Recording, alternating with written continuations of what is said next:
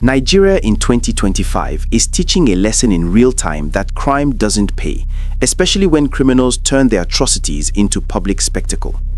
The latest example comes from Kwara State, where a man described by the police as a key figure in a multi-state kidnapping and banditry network has been apprehended after a viral video he posted on social media became the evidence trail that led straight to his capture. This is Follow Trends. Subscribe now, hit the notification bell, like and share, because staying informed is the first step toward confronting insecurity in Nigeria. This arrest is not just a simple law enforcement story, it exposes the dangerous intersection of modern technology, criminal audacity, and the evolving nature of banditry in the country. Operatives from the Force Intelligence Department Intelligence Response Team, working in coordination with the Kwara State Police Command, carried out an intelligence-led operation in Kayama local government area along the Kime-Masalachi axis on Friday, December 19, 2025. Two suspects were apprehended, Abubakar Usman, also known as Sidi, aged 26, and Shahu Muhammadu, alias Gide, aged 30. The police described them as part of a banditry and kidnapping gang whose reach extends across Zamfara, Katsina, Niger, and Kwara states, demonstrating that these networks are not isolated but operate across state lines, shifting territories and exploiting gaps in security coverage. Evidence recovered during the operation was significant: 500,000 naira in unspent ransom cash, a brand new Honda Ace 125 motorcycle valued at approximately 1,850,000 naira, and an AK-47 rifle loaded with 20 live rounds of ammunition. Each of these items tells a story beyond their monetary value. The cash is a symbol of human suffering, extracted from families under duress, forced to sell assets, borrow at high costs, or drain life savings to free loved ones. Every naira recovered from this operation represents a disrupted cycle of trauma. The motorcycle is more than transportation, it is mobility as strategy, the lifeline of criminal operations across bush paths, rural corridors, and highways where patrols are inconsistent. The rifle is a stark reminder of the lethal potential these gangs wield. 20 rounds could have meant 20 lives destroyed, yet one interception has denied the gang that capacity for violence, at least temporarily. The viral video, the very reason law enforcement was able to locate Abubakar Usman, is a cautionary tale about modern criminal hubris.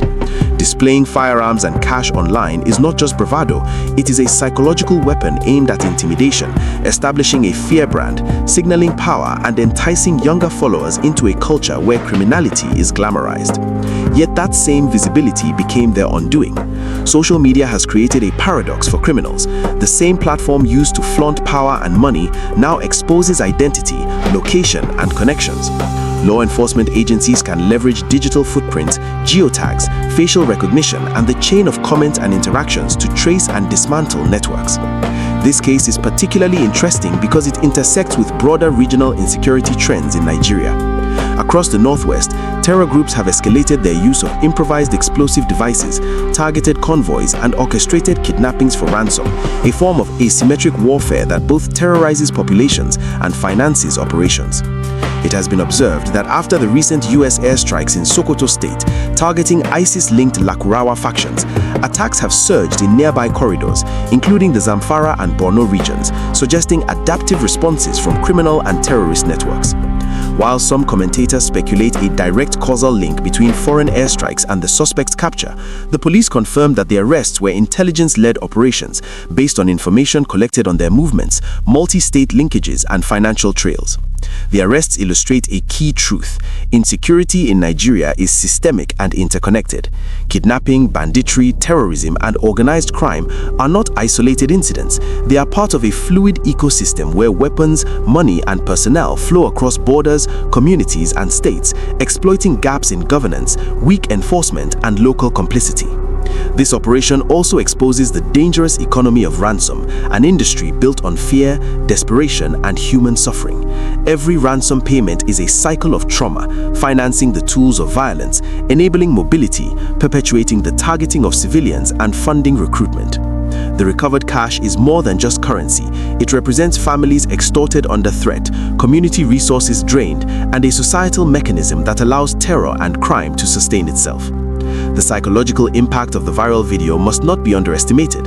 Seeing a kidnapper flaunt money and weapons undermines public morale, normalizes violence, and communicates to both victims and prospective criminals that audacity is rewarded. For law enforcement, however, it provides a critical intelligence advantage. In Nigeria's contemporary security landscape, visibility is risk. The more publicly a criminal presents themselves, the more actionable data law enforcement can collect. The arrest of Abubakar Usman and Shahu Muhammadu is therefore not just a win against two individuals, it is an entry point into a larger network that may extend to financiers, arms suppliers, logistics coordinators, and regional collaborators. And if properly leveraged, this could trigger a cascading dismantling of organized banditry operations across multiple states. Yet the challenge remains in execution. Nigeria has a long history of arrests being announced publicly, but failing to translate into prosecutions or network disruption. Without effective follow-up, trials, and sustained pressure, arrested individuals can return to criminality and networks can rebuild, sometimes more aggressively than before. The police have emphasized that both suspects are cooperating to aid further investigations, a positive sign. But sustained operational diligence and judicial integrity are critical for long-term impact. Civically, this arrest sends a message. Crime does not pay, especially in the age of digital exposure. Social media can be a trap for criminals, just as it has been a tool for propaganda. The public's role is crucial. Timely reporting of suspicious activity, credible intelligence provision, and support for law enforcement operations can strengthen this feedback loop, enabling institutions to act decisively while protecting sources. Nigerian citizens must also remain vigilant about sensational narratives. While foreign intervention, such as the US airstrikes, may influence broader criminal movements, it is vital to separate verified operational facts from speculation. The arrests in Kwara are the result of methodical investigation, intelligence analysis, and coordination between state and federal law enforcement. Attribution to external military pressure, while plausible in influencing criminal behavior, is not substantiated by the confirmed details. This distinction is essential to maintain credibility in security reporting and to avoid conflating complex phenomena. The case also highlights the adaptability of criminal networks. These gangs operate with sophistication, logistical awareness, and territorial strategy. They migrate when law enforcement pressure rises, exploit unmonitored routes, and leverage local knowledge to evade capture. Intelligence-led operations that track multi-state movement patterns, financial flows, and weapon acquisitions are critical to intercepting them before attacks occur, rather than merely reacting post-incident. Furthermore, the seizure of the AK-47 is significant in the context of Nigeria's security environment, where small arms proliferation contributes to escalating violence, kidnappings, and terrorist activity.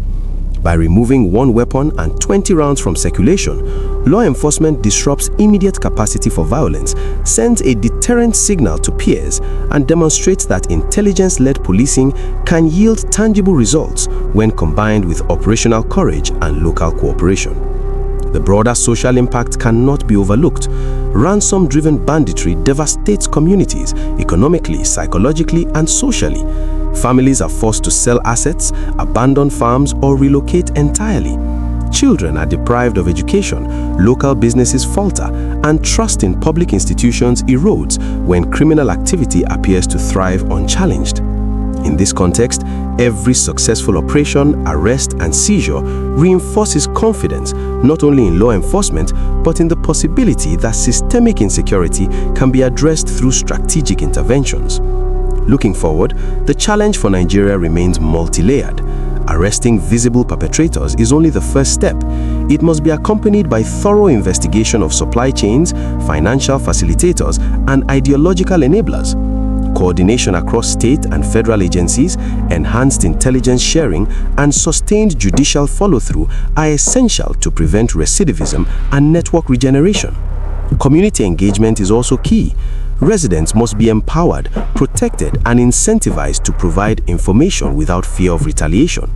Social programs that reduce vulnerability to recruitment and mitigate desperation that fuels ransom payments can complement law enforcement, creating a more holistic approach to security. The Kwara arrest demonstrates the potential of modern policing to disrupt organized crime when intelligence, technology, and operational capacity converge.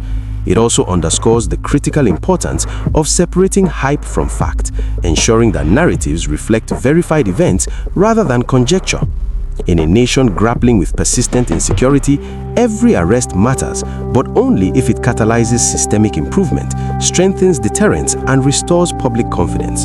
This case is a reminder that while criminals may attempt to flaunt their power, visibility can become their greatest vulnerability, and that the tools of modern society, social media, data analysis, and coordinated intelligence can be leveraged to restore law and order.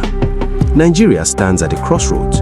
The success of this operation offers hope that strategic, disciplined, and technologically informed policing can make a difference.